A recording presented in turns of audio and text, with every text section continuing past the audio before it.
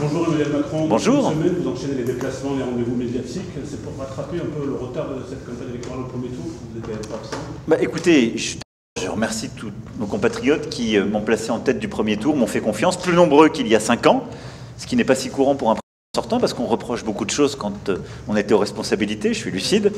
Donc ça, pour moi, c'est un acquis. Mais oui, j'aime faire campagne, convaincre, expliquer, aller porter mes convictions.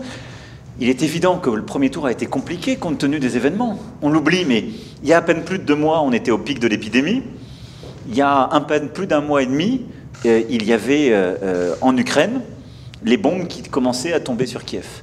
Donc, de manière très claire, nous avons, j'ai été en quelque sorte empêché de faire campagne comme je l'aurais voulu parce que j'avais des responsabilités de président de la République. Mais c'est ainsi, c'est normal pour un sortant. Mais je suis très heureux d'être au contact, sur le terrain, en action. Qu'est-ce que nous avons vécu tous ensemble? Des crises inédites, une crise sociale comme on n'en avait jamais connue, avec le retour de la violence dans la rue pendant longtemps. Une pandémie comme on n'en avait pas vu depuis un siècle, avec sur nos vies des conséquences dont on ne se relève pas comme ça. Il y a ceux qui ont perdu des proches, ceux qui ont été malades, qui ont encore un Covid long. Mais il y a eu une expérience de la vulnérabilité, parfois de la solitude, qui laisse des conséquences. On sent beaucoup de nos compatriotes ont été désorientés par la crise du Covid. Et puis là, l'angoisse de la guerre. Moi, je suis frappé de voir même des jeunes, quand je me déplace, qui me disent qu'est-ce qui se passe en Ukraine, qui ont peur. Et tout ça, en plus des grands changements, on a beaucoup parlé d'écologie aujourd'hui, de ce qui crée de l'angoisse. Tout ça a une conséquence, c'est que les peurs sont là, les angoisses. Et quand il y a des peurs et des angoisses, il peut y avoir une forme de sentiment, soit de colère ou de ressentiment qui conduit vers les extrêmes, soit de à quoi bon, tout ça ne sert à rien, et on reste chez soi. Et donc il faut aller convaincre, expliquer qu'on peut changer la vie, notre pays, le monde, avec un projet politique et en allant voter. Qu'est-ce qui n'a pas marché pendant votre quinquennat? Il y a beaucoup de choses qui ont marché, surtout. On a créé 1 200 000 emplois. Pour la première fois, nous sommes à portée de main du plein emploi dans notre pays. Ce n'était pas arrivé depuis le début des années 70. On a doublé la réduction d'émissions de gaz à effet de serre. On a été 2 fois plus vite. On a réussi à changer notre école, en particulier pour les plus petits, avec justement le dédoublement des classes, changer beaucoup de choses dans nos quartiers. On a réussi sur la santé à investir dans l'hôpital. Maintenant, les défis sont tels que c'est pas simplement qu'on doit continuer, on doit changer en profondeur et aller 2 fois plus vite. Et donc, juste on doit regarder que le monde est en un temps de bascule, qu'aujourd'hui on doit proposer un nouveau projet de rupture. C'est pour ça que j'ai dit que sur l'écologie, le Premier ministre serait en charge de la transition et de l'écologie dans le prochain quinquennat. Rupture profonde, changement de paradigme. Parce qu'en fait, on a été 2 fois plus vite que les prédécesseurs durant ce quinquennat, mais on doit aller encore 2 fois plus vite le prochain. Il faut que tout soit bousculé. Deuxième point, on a beaucoup avancé sur l'Europe. On a réussi la mutualisation de la dette, un plan unique en juillet 2020 avec l'Allemagne. Mais on doit aller maintenant beaucoup plus loin. La guerre revient en Europe. Cette Europe de la défense, une nouvelle Europe géopolitique, on doit la bâtir. Maintenant, cette souveraineté européenne, il faut réussir dans les 5 années qui viennent. Et puis ce France 2030 auquel je crois, c'est-à-dire un projet d'innovation, de création d'emplois, c'est ça qu'il faut pouvoir réussir. Et ça, c'est les 5 années qui viennent. Il y a des erreurs que vous avez faites et que vous ne referiez pas. Je passerai plus de temps à expliquer ce qu'on est en train de faire et plus de temps avec les gens qui en ont le plus besoin.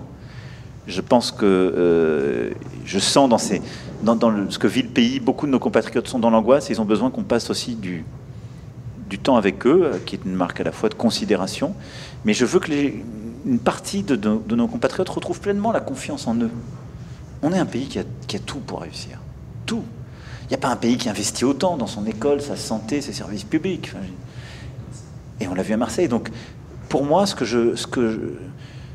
j'ai pas de regrets, mais j'ai appris des choses et ce que j'ai, entre guillemets, ce qu'on a inventé ensemble à la fin, parfois Marseille en grand, il y a quelques mois, je perdrai pas 1 seconde pour le mettre en place. C'est aller beaucoup plus vite et plus fort. Parce qu'au fond, les gens ont besoin que leur vie change. Et ils ne croient plus dans la parole politique. Et s'ils ne voient pas la vie changer, ils se disent à quoi bon. Donc il faut changer la vie plus vite et plus fort, de manière plus perceptible. Donc chaque minute qu'on perd, c'est une minute qu'on donne à la colère et aux extrêmes. Sur le Front républicain, ça existe encore On a vu il y a 5 ans. Qu'est-ce que ça veut dire le Front républicain? D'abord, moi, Non, je suis engagé, comme depuis le début. Moi, vous savez, je me bats parce que j'ai des convictions politiques, que j'aime notre pays, que je veux le changer, je veux qu'il réussisse, qu'il avance, que nos compatriotes puissent avoir la vie qu'ils veulent mener. Donc j'entends les colères, je dis simplement la colère qui se retourne en ressentiment et qui va vers les extrêmes ne sert à rien. Elle ne sert à rien. Et donc moi je crois qu'aujourd'hui, le moment où on est, le 24 avril, c'est un référendum. C'est un référendum, comme je le disais tout à l'heure, pour ou contre l'Europe. Parce que le choix est clair.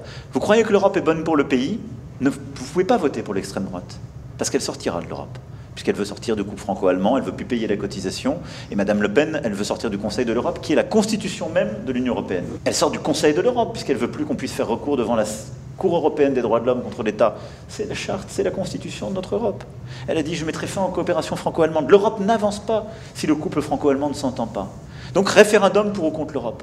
La deuxième chose, elle est la seule candidate, avec M. Zemmour, à dire, je ne crois pas dans l'écologie. Elle le dit. Elle dit, ça nous empêche de vivre. Elle dit, je ne suis pas pour la neutralité carbone. Elle dit, je vais démonter les éoliennes par démagogie. Donc c'est le seul projet qui est anti-écologique. Et donc c'est un référendum pour ou contre l'écologie, très clairement. Et puis c'est un projet qui contrevient à ce qu'est la laïcité, la fraternité dans notre pays.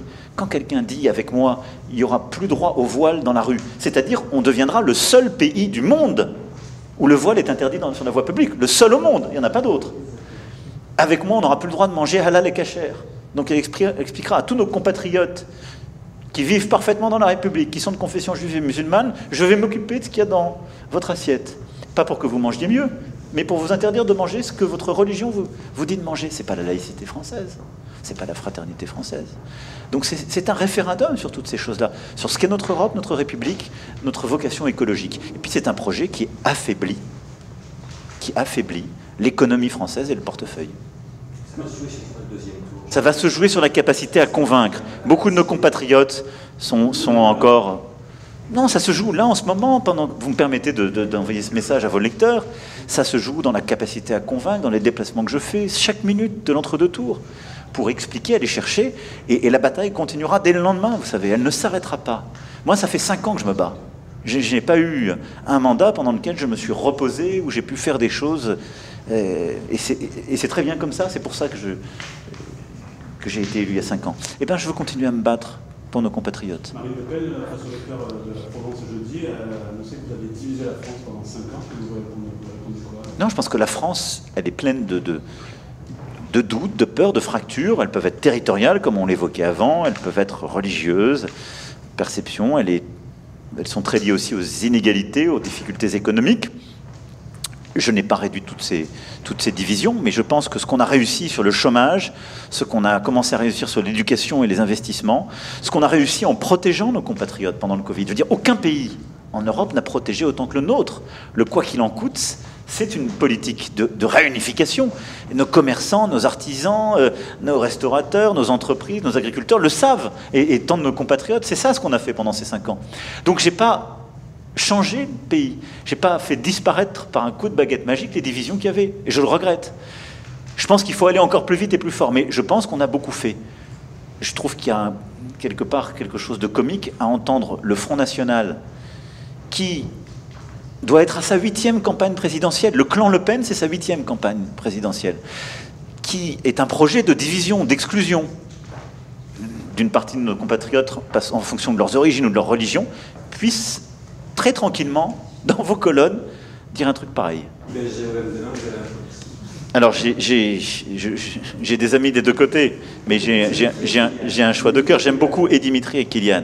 Mais je pense que la partie va être très dure, qu'on a des Parisiens, en effet, qui sont prêts à en découdre. Je parierai sur un nul, et comme on l'évoquait avant de prendre le micro, je trouve que ce serait très beau d'avoir un but de Dimitri d'un côté et de Kylian de l'autre. Une tête décroisée pour Kylian et une autre prise de volée pour Dimitri. Merci.